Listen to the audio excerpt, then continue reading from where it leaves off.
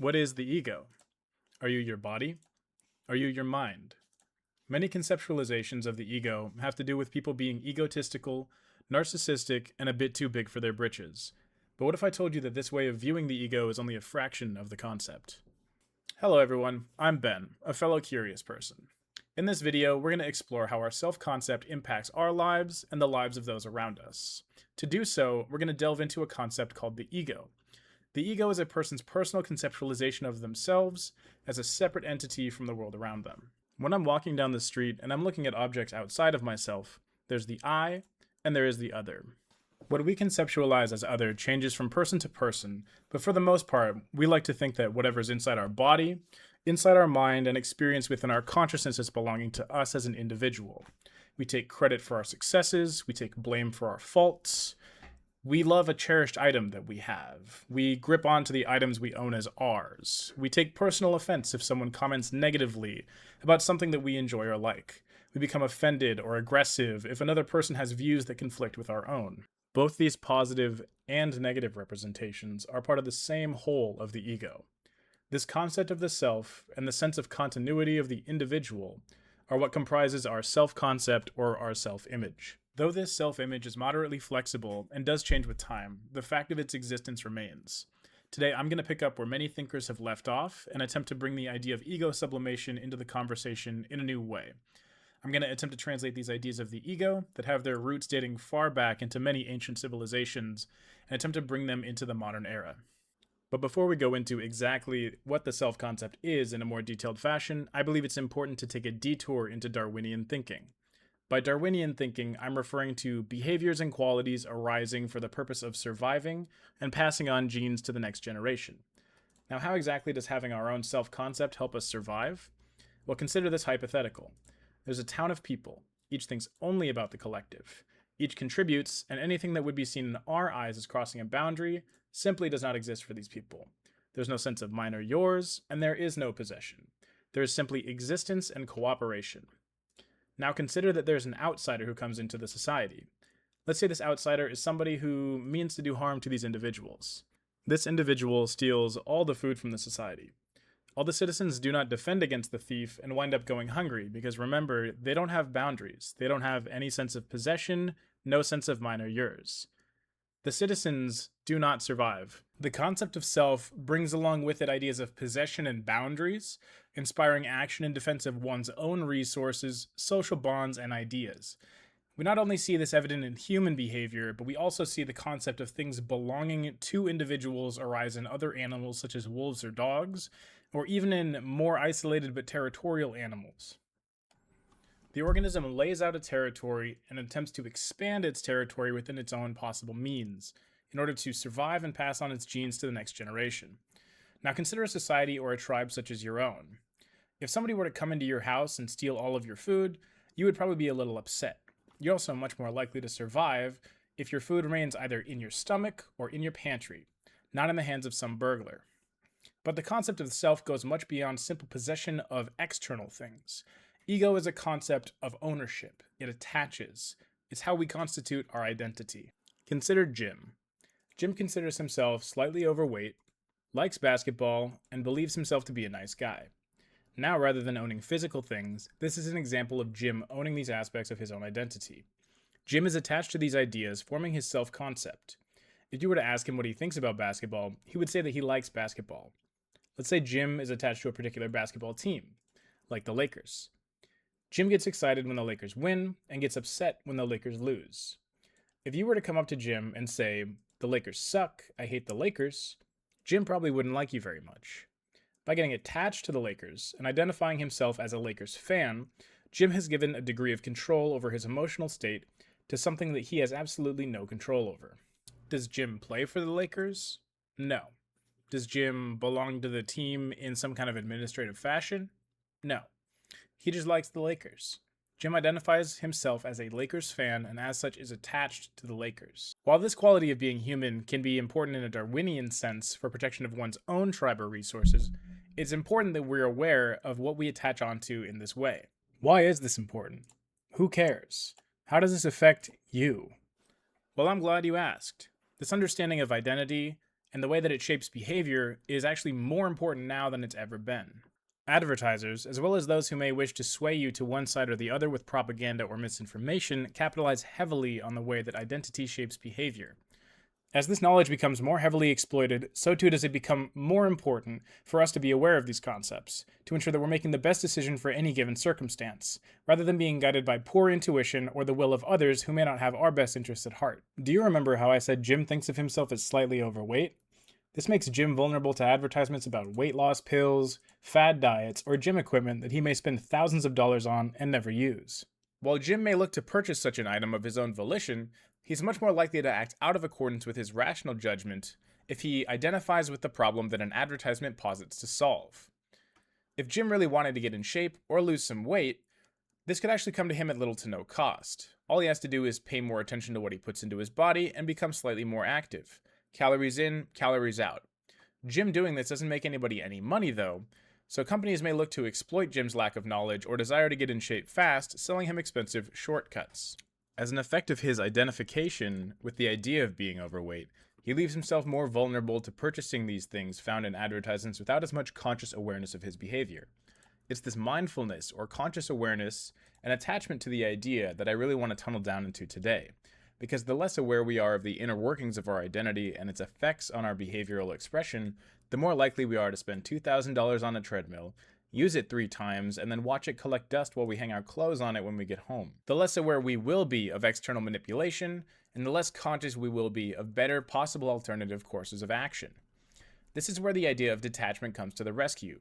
Detachment is a concept found in many different philosophies. Different flavors of the same or similar concepts are seen from Buddhism to the Stoics to Toltec cultures of ancient Mexico, among many other cultures and time periods. I know when I say detachment, many people think of monks who've decided to no longer have sex or engage in earthly possessions in any way, shape, or form.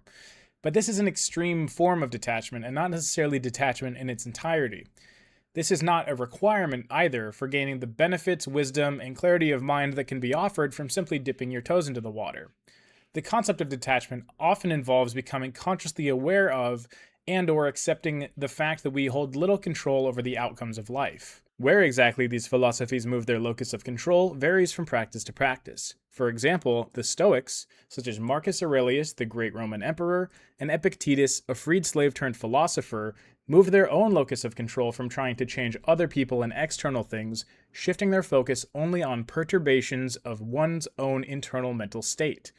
As stated by Epictetus in the Enchiridion, there are things which are within our power, and there are things which are beyond our power.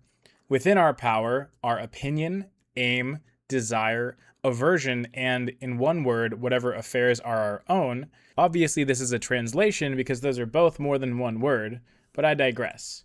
In other words, they believed that their own internal mental state was entirely under their control and focused solely on the responsibility of this internal mental state so as to detach themselves from being concerned with outcomes that may have been in this model considered outside of their control. Whereas those of the ancient Toltec tradition, as outlined in the 5 levels of attachment, thought of detachment on a linear measure. Don Michael Ruiz Jr. outlines these 5 levels of attachment as authentic self, preference, identity, internalization, and fanaticism. In my description, I will use examples to keep things a bit interesting, but remember that things can move up or down on the level of attachment depending on the intensity of the person's attachment to the idea. Focus more on the results rather than the examples themselves. On the first level of attachment, the authentic self, Don Michael Ruiz Jr. describes the individual as a liberated entity. While emotionally disengaged from the external environment, the true self is able to see the whole picture and act in accordance with the moment. Think of this from the framework of giving advice to somebody going through a hard time. Because you're not emotionally attached to or identifying with the problem at hand, you're able to see things on a level that allows a different thought process to emerge.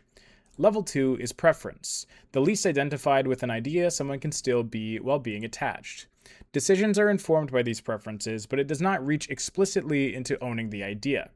This could be ordering something from a restaurant and getting a different order than what you ordered, but not being very upset about it.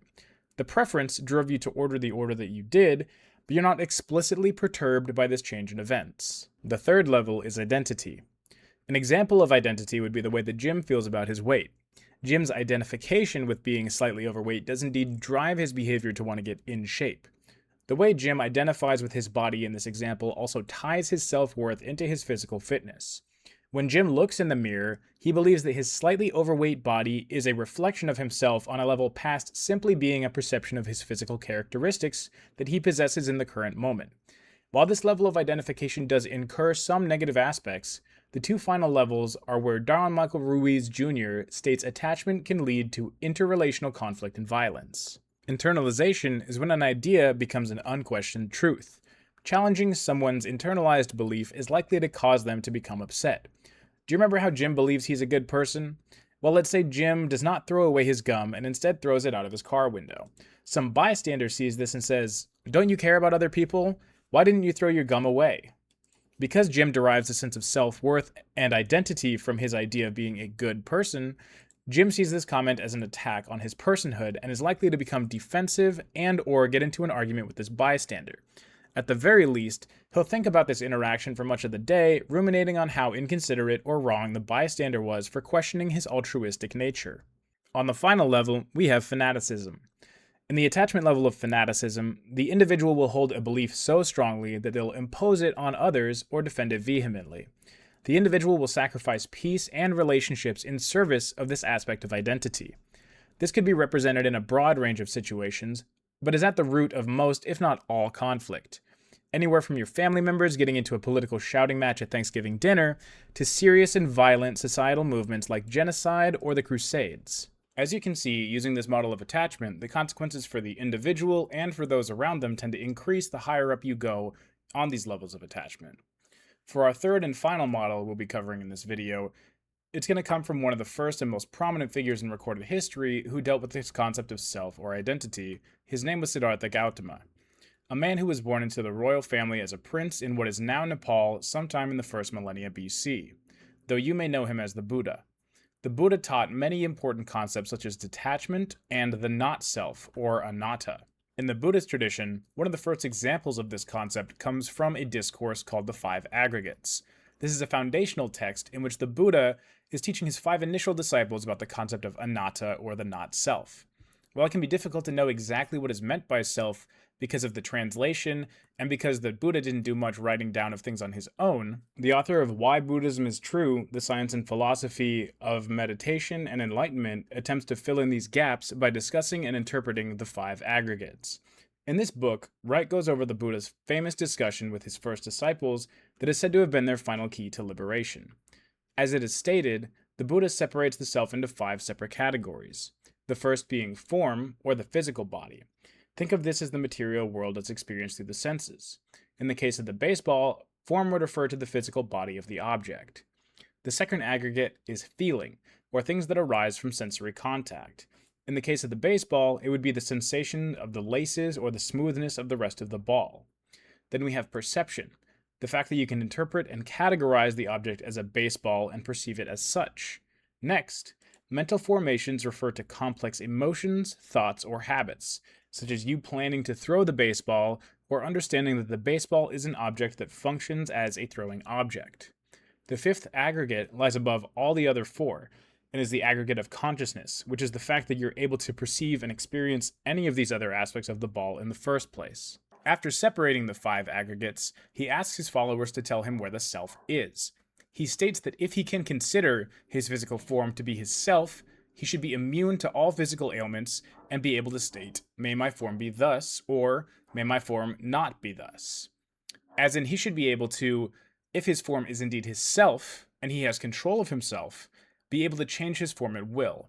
He goes down the 5 aggregates in much the same fashion, outlining that volition does not control these aspects that we consider self, and we cannot bend these aspects to our desires on a whim. The Buddha in this discussion shows us that to attach to things that are outside of this control, we sign up to be at the whim of these forces as a leaf in the wind. While this Buddhist example reduces the locus of control to essentially non-existence, subverting the ego and attachment entirely, I'm not going to attempt to argue such an extreme. It's up to you to decide what you want to attach to and what you wish to let go of. But do so with an awareness that you sign up for the results of such identification and attachment. In such a fashion, giving up the idea that we control certain aspects of our lives paradoxically gives us a certain mastery over them, and allows us more freedom to maneuver. Thank you for watching, and stay curious.